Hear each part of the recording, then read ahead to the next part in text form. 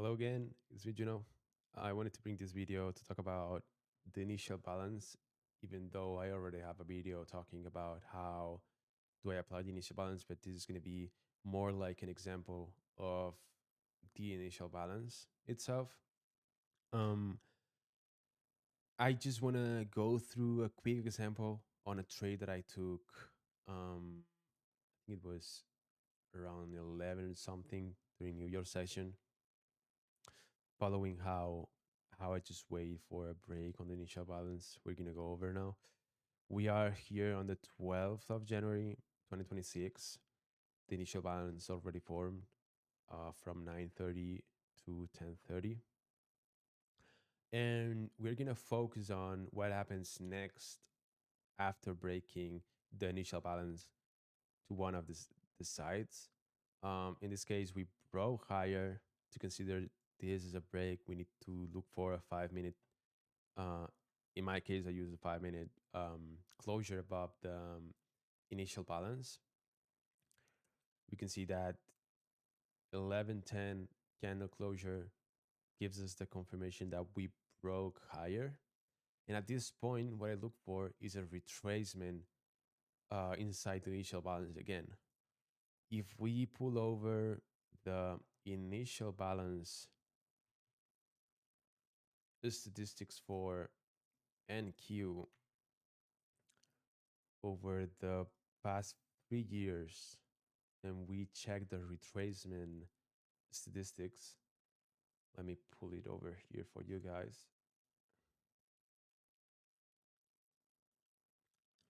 This is saying that after we break the initial balance, uh, we have in this case 61% probability that we retrace into the 25% area of the initial balance. Then we also have a 31% chance that we go to the 50%. Okay. Um, so based on that, what I try to look for is that okay, we have a high percentage of times on both scenarios, long and short, that we're gonna retrace into the 25% of the initial balance. And then after the break, we also have um, um, a statistic telling us how long or how big will be the movement, like the average movement um, after the break of the initial balance. Let me pull this over also. Let's move this one aside.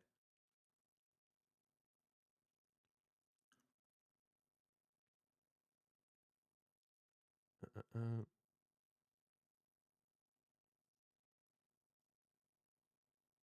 here.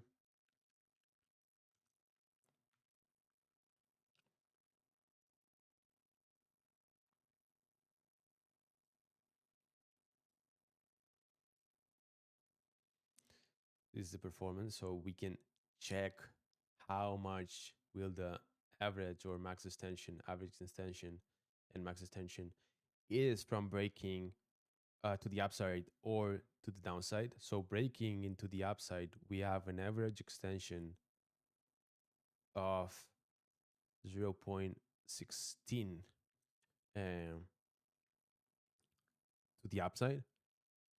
We're not going to check about the max extension because it's not usually the best one to use if you want to set up targets.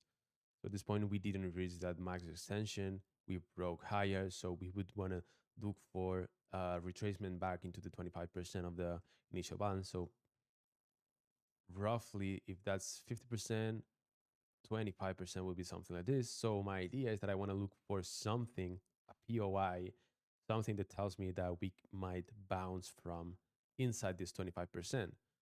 Let me mark it up, 25% to the right and bottom. Perfect. So in this case, on the 15-minute, we see that after this closure here at 11:15, we have this 15-minute fair value gap, bullish fair value gap here inside the 50%, right? So at this point, whenever we are retracing back into the initial balance following the 25% chance. Also, the average extension that would be to here approximately into here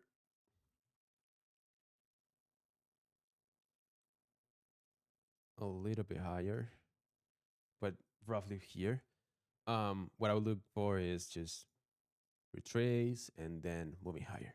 Obviously, here we're looking into the 15-minute gap, so I need to go lower into um, lower time frame.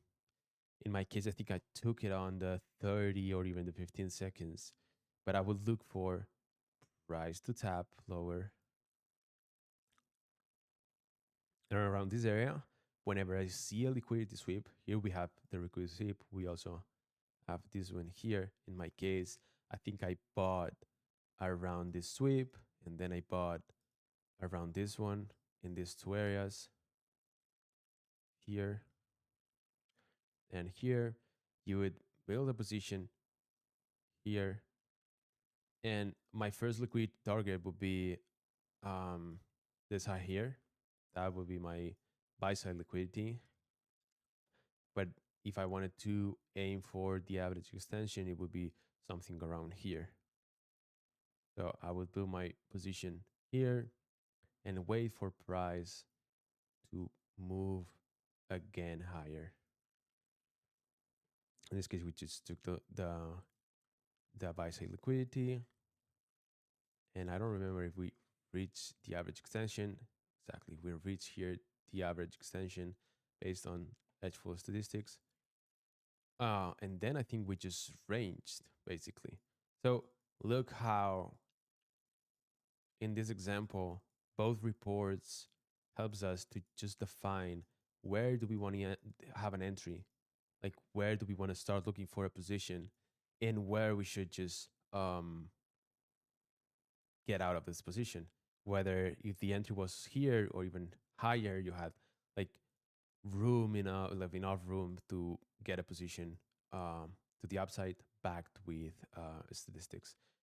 If there's no POI, like in this example, the POI, this 15-minute gap was closure, like was closer to the IV high.